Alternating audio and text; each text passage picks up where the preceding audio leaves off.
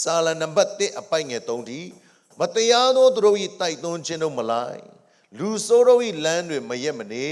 မထင်မဲ့မြင်ပြုသောသူတို့၏အစည်းအဝေး၌မထိုင်ထာဝရဘုရား၏တရားတော်၌မွေ့လျော်၍တရားတော်ကိုနှိမ့်ညမပြဲစင်ကြင်အောက်မေ့သောသူသည်မင်္ဂလာရှိအကြောင်းမူကားထိုသူသည်မြင့်နားမှစိုက်လျက်မိမိအချိန်တန်မှအသီးကိုတီး၍အရွက်မညှိုးနွမ်းတတ်သောအပင်နှင့်တူ၏ပြုလေသမျှတို့၌အောင်လိမ့်တည်းဟာလေလုယာဒီနှုတ်ကပတ်တော်အဖြစ်ဒီနေ့တစုံတရာဖျားတင့်ကိုစကားပြောလို့ကျွန်တော်ထူးပဲယုံကြည်တာဖြစ်တယ်အာမင်တော့ကျေးဇူးပြုပြီးကျွန်တော်ဝန်ခံပေးပါအောင်ကျွန်တော်ဒီကောင်းသောမြေဖြစ်ပါ၏ယနေ့ကြသောနှုတ်ကပတ်တော်ဒီကျွန်ုပ်သက်တာ၌ကောင်းသောမြေ၌ကြသောမျိုးစေ့ကဲ့သို့အစတရားရိတ်သိမ်းရမည်ဖြစ်ကြောင်းယေရှုနာမဖြင့်ရယူတဲ့လက်ကိုဒီပြစေကပေးပါဦး praise the lord hallelujah ဖျားရှင်ရောက်စတဲ့ကောင်းကြီးပေးပါစေမင်္ဂလာရှိသောသူမင်္ဂလာထဲမှာနော်အသက်ရှင်သောသူတွေနံပါတ်1ပါတွေ့လေမတရားသောသူတွေရဲ့တိုက်သွင်းခြင်းတို့မလိုက်ဘူးတဲ့လူဆိုးတို့ရဲ့လမ်းတွေမရက်မနေဘူးတဲ့မထီမဲ့မြင်ပြုသောသူတို့ရဲ့အစည်းအဝေး၌မထိုင်ဘူးတဲ့ထာဝရဘုရားရဲ့တရားတော်၌မွေ့လျော်၍တရားတော်ကိုနေညမပြတ်စင်ကြင်အောက်မေ့တယ် praise the lord မင်္ဂလာရှိသောသူတွေကအများသဘောနဲ့မနေဘူးမင်္ဂလာရှိသောသူတနည်းပြောရင်ဖခင်ရဲ့လူကလေအများနဲ့မတူဘူးနော်တင်အများနဲ့ရန်တူအောင်ညှိလေတင့်ထဲမှာရှိသောဖခင်သဘောကအဖဲ့ခံရလေလိမ့်မယ်ကျမ်းစာထဲမှာဖတ်တဲ့အခါမှာတွေ့ရတဲ့ a man after my own heart ငါစိတ်တော်တွေ့သောဒါဝိသူ့အကိုတွေကိုယ်တိုင်ကပြောတယ်တိတ်ဆန်းပါကွာနင်ကမောက်မာတဲ့တယောက်ကိုကြီးကျယ်လိုက်တာဂေါ်လက်ကိုတိုက်ဖို့များနေမို့လို့ပြောရတယ်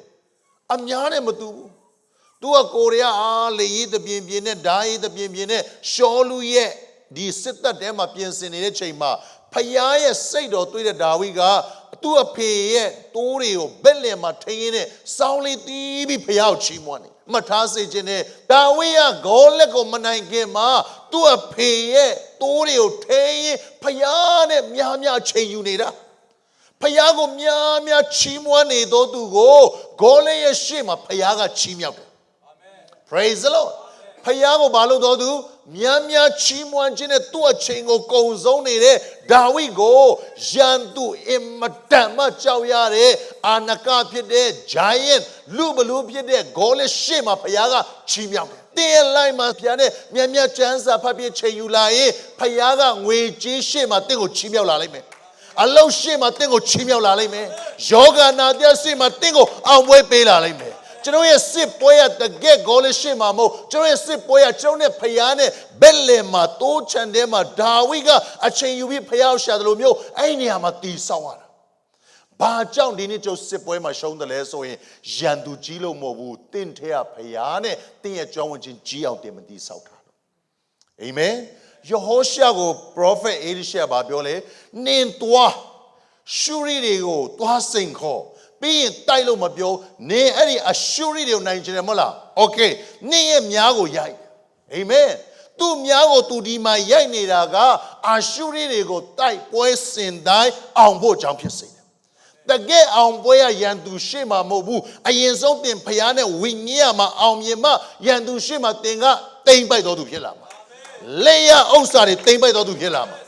praise the lord hallelujah ဒါကြောင့်သင်နဲ့ဖခင်နဲ့အချိန်ယူရခြင်းကိုအင်မတန်မှတန်ဖိုးထားပါ။ဘာကြောင့်လဲဆိုတော့သင်ရဲ့အောင်မြင်ခြင်းကသင်ရဲ့တကယ် fail မှာလာမှာမဟုတ်သင်ရဲ့နှလုံးသား fail ကနေလာတာဖြစ်တယ်။သင်ရဲ့ spiritual fail ဝိညာဉ်ရနယ်ပယ်နေလာတာဖြစ်တယ်။ဒါဝိကဘာလို့တလဲအဖေရဲ့နော်ဘက်လင်မှာရှိတဲ့တိုးချန်ဆိုတာတိုးထိန်တဲ့လူကတိုးညီနဲ့နဲ့အတိုင်းဝိုင်းမှာလူတွေစိတ်ဝင်မစားဘူးဒီလူလာနန်လိုက်တာယွန်လိုက်တာနော်လူအမြင်မှာ तू ကဘာမှမဟုတ်တယ်လို့ပဲနော်ဖျားလူတွေကလူတွေနဲ့တော့အစင်ပြေချင်မှပေးမယ်ဒါပေမဲ့ကျွန်တော်ထူးပဲခွန်အားပေးချင်တယ်တင်ဖျားနဲ့အစင်ပြေသွားပြီဆိုရင်တင့်ကိုစင်မပြေတဲ့လူတွေရဲ့ရှေ့မှာဖျားတင့်ကိုပွဲကြီးပြင်ဆင်ပေးလာလိမ့်မယ်အာမင်ကျွန်တော်ဘုရားရှင်ကောင်းချီးပေးပါစေဘလောက်ပဲတူးညီနဲ့နေထွက်နေပါစေဘလောက်ပဲခလီးပုံပေါက်ပြီးတော့ချစ်စရာမကောင်းချင်နေပါစေ prophet ရှမွေလကဘာပြောလဲဟဲ့ရေရှဲလောက်ပါအောင်ခမည်းမသားမရှိတော့ဘူးလားခမည်းထင်နဲ့နော်တကယ်ရုပ်ကောင်းတဲ့လူ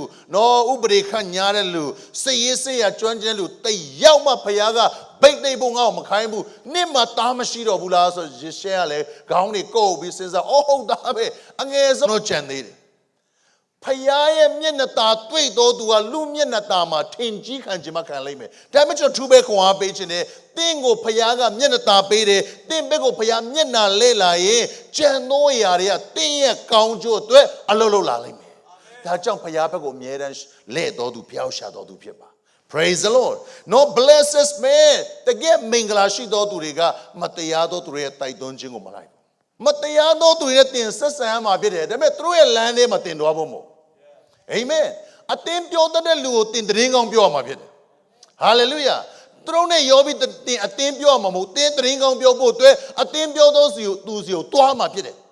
အာမင်ဖခင်เจ้าမလာခြင်းတော်သူကိုတင်ကတွားပြီးတော့ဖခင်တဲ့ကိုဆွဲခေါ်မှာဖြစ်တယ်ဖခင်เจ้าမလာခြင်းတော်သူနဲ့သူတင်ပေါင်းပြီးတော့ဖခင်เจ้าမလာခြင်းတော်သူတင်ဖြစ်ဖို့မဟုတ်ဘူးအဲ့ဒါမင်္ဂလာရှိတော်သူတွေထိုကဲတော့မဟုတ်ဘူးအာမင်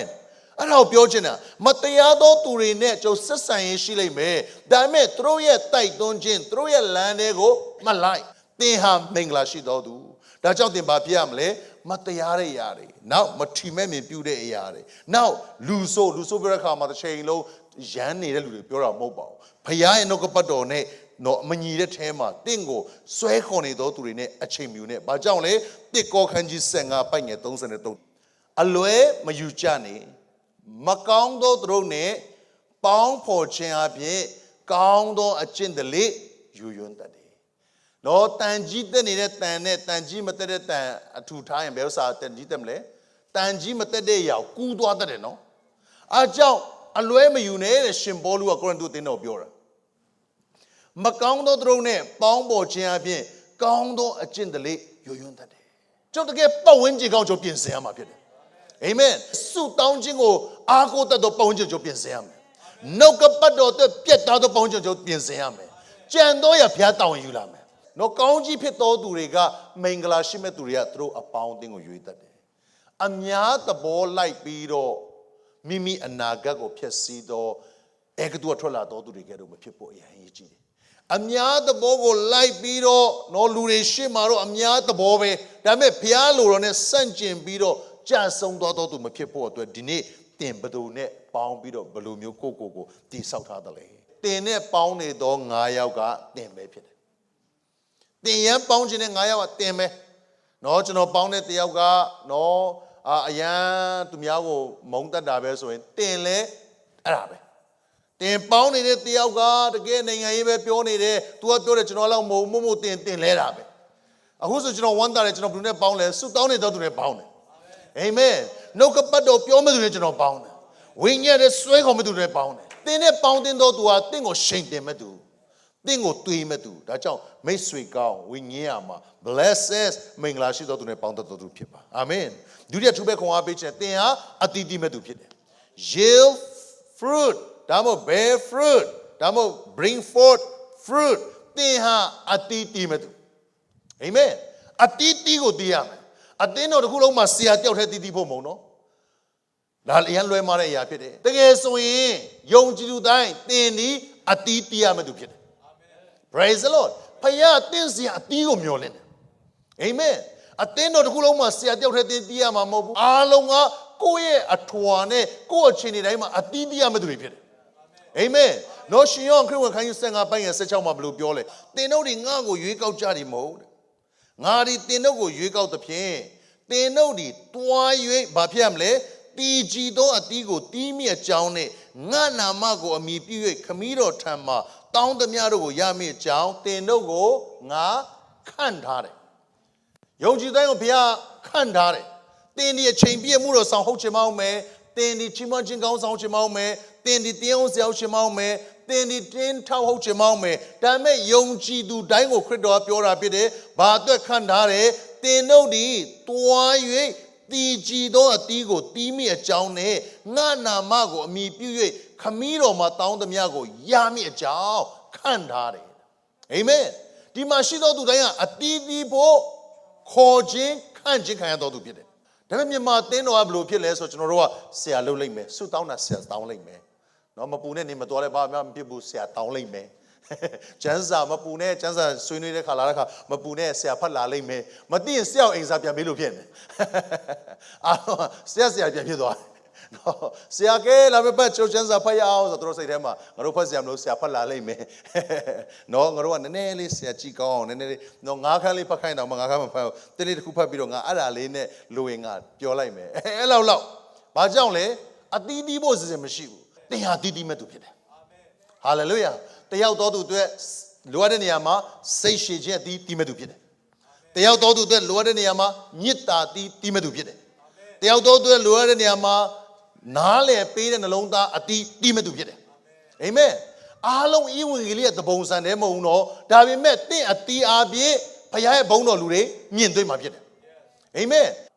သူအားဖြင့်ကြံတော်သူတွေပါဘုရားကောင်းမြတ်ကြောင်းမြင်တွေ့ဖို့ဖြစ်လာတယ်ခါကျကျွန်တော်ကအရန်ယေရှုကြောင့်တော့ပြောတယ်ဘာတိမှမသိတော့အားလုံးကကျွန်တော်လန့်နေတယ်နော်ယေရှုကြောင့်ပြောတော့အစင်ပြေပါရဲ့အတိမသိဘူးဒါကြောင့်မဟာတမဂန္ဒီကဘာပြောလဲသူအင်္ဂလန်မှာနေတဲ့အချိန်မှာပထမအအုပ်ဆုံးဖျားကြောင်းသွားတက်တော့အဲ့ဒီအဖြူတွေကဘာပြောလဲနင်းလိုအမဲ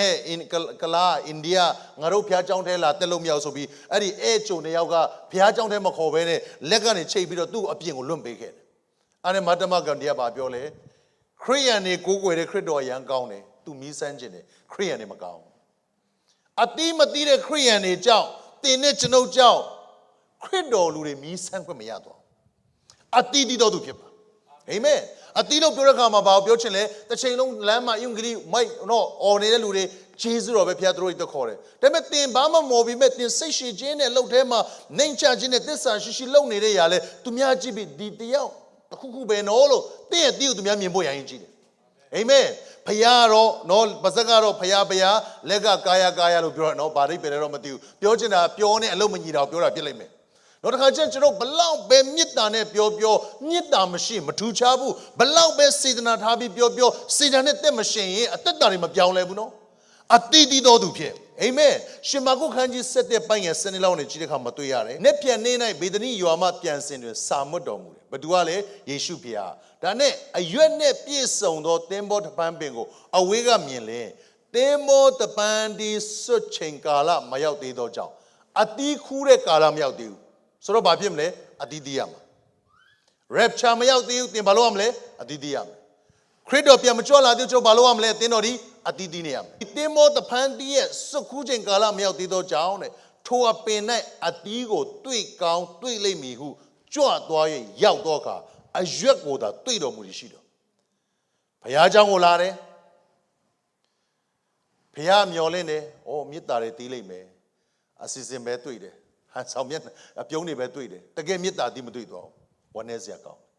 အသင်းတော်လာတယ်စိတ်ရှိခြင်းတီးတော့တွေ့လိမ့်မယ်နှိမ်ချခြင်းတီးတော့တွေ့လိမ့်မယ်ဆရာတော်ဟောနေတာပဲနှုတ်ကပတ်တော်ကြီးပြောတာပဲဆရာကိုယ်တိုင်အစကျွန်တော်တွေအားလုံးမှာနှိမ်ချခြင်းတွေသစ္စာတရားတွေနာခံခြင်းတီးတွေမတွေ့ဘူး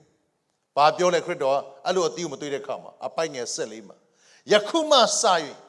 အစင်မပြည့်တင်းရဲ့တီးကိုအဘယ်သူမျှမစားစေနဲ့မိန့်တော်မူတယ်တပည့်တော်တို့လည်းချားကြတယ်အခုကစပြီးအတီးမတီးတဲ့အပင်နဲ့အတီးဘသူမှမစားစေနဲ့ဆိုပြီးခရစ်တော်ဘုရားမိန့်မွတ်တယ်ပြောရရင်ကျိန်ဆိုလိုက်တယ်ဒါနဲ့အပိုက်ငယ်20မှာဘယ်လိုတွေ့ရလဲဆိုတော့သူတို့ယေရုရှလင်ကနေပြန်လာတဲ့ခါမှာနောက်တနေ့နော်ယေရုရှလင်ကိုသူတို့သွားပြီးတော့ပြန်လာတဲ့ချိန်မှာနာနဲ့ချိန်တွင်နော်အပိုက်ငယ်20မှာနာနဲ့ချိန်တွင်လမ်း၌သွားကြစဉ်သင်္ဘောတဖန်းပင်ဒီအမြင့်မှစ၍တွေ့6လက်ရှိတွေကိုမြင်ကြအရွက်တွေမစိမ့်လန်းဘူးလားစိမ့်လန်းတယ်အပင်မရှင်ခဲ့ဘူးလားရှင်ခဲ့တယ်ဘာကြောင့်ယေရှုကိုစိတ်ပြက်စေလဲအတီးမတီးလို့ကြောက်ပြရှင်ကောင်းကြီးပေးပါစေဒီနေ့အတီးမတီးတော့ခရိယန်တွေကြောင့်သာသနာမပြောနဲ့နော်အသင်းတော်ထဲမှာတော့ကျွန်တော်အလုပ်တွေရှုပ်တယ်နှိမ်ချခြင်းတီးရမယ့်နေမှာမတီးတဲ့အတွက်အသင်းတော်ကညှိနေရတယ်နာခံခြင်းတီးမတီးတဲ့အတွက်အလုပ်တစ်ခုလုပ်တိုင်းပွားစီတွေများတယ်သစ္စာနဲ့ဆက်ဆိုင်တဲ့တီးမတီးတဲ့အတွက်တစ်ခုလုပ်ပြီးဆိုရင်ဘယ်တော့မှအဝေးကြီးမရောက်နိုင်တော့ဒီနေ့တင်အတီးတီးမယ်ဆိုရင်ကျန်တဲ့နေရာခဏတာအသင်းတော်တောင်မှဝေစာပြီးတော့သူများတွေလာခြင်းမှာ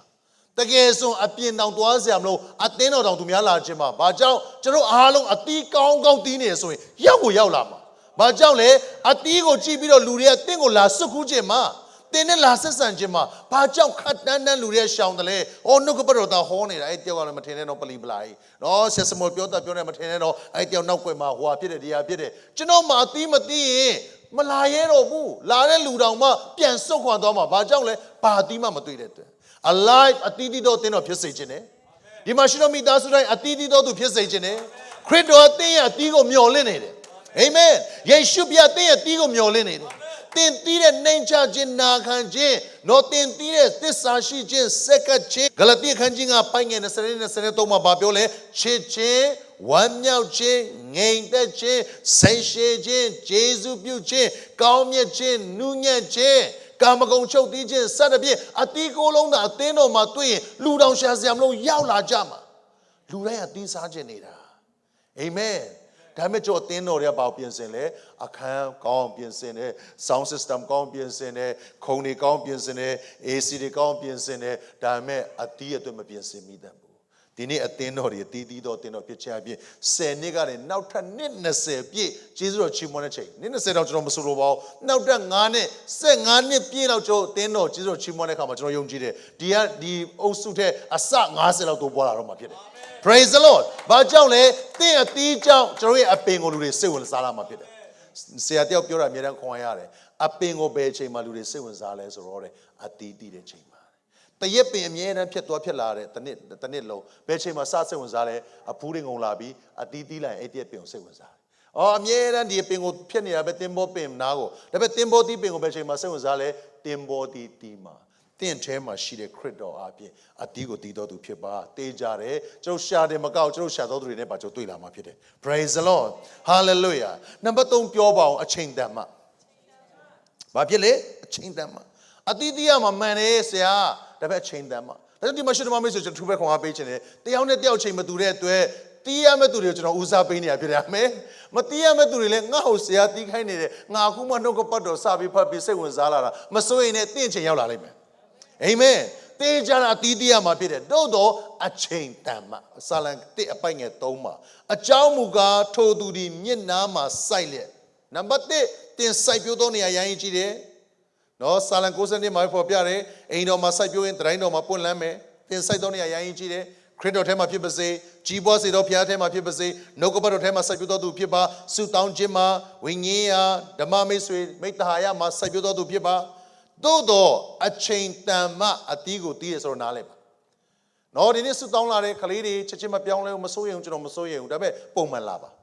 အာမင်အိမ်ကိုလည်းဆုတောင်းခေါ်ပါတင်းကိုလာပြီးဆုတောင်းပေးနေတာသူတို့လာမလာသူတို့တန်ရှင်းလုပ်ပေးနေရလေကျွန်တော်အာမင်ဝင်ရမှာအာမင်နော်အိမ်ထဲမှာထုံထားပြီးလေလာပြီးညီသွားဆဲဆိုမချေနဲ့တာတွေအော်တင်းခန္ဓာတွေဝါတွေဖြစ်နေတယ်ဆုတောင်းလာတဲ့ခါမှာရှင်းပေးနေတယ်